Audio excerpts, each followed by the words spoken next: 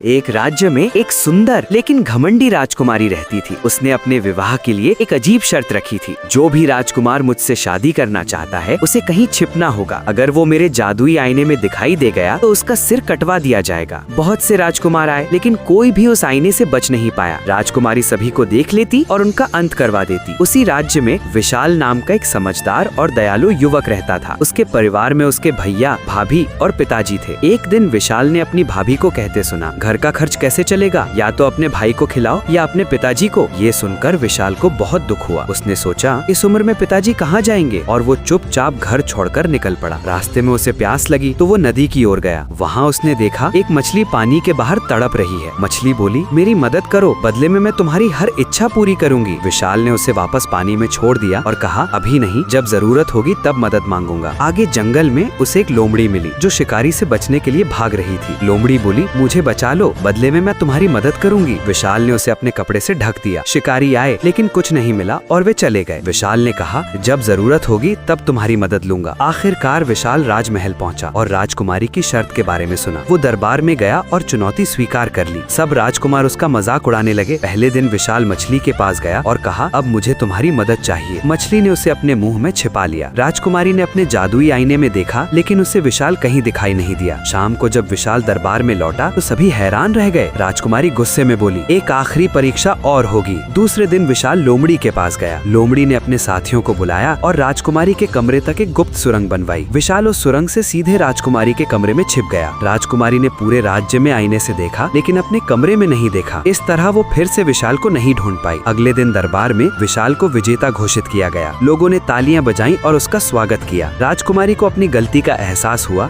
और उसने विशाल की बुद्धिमानी से प्रभावित होकर उससे विवाह कर लिया।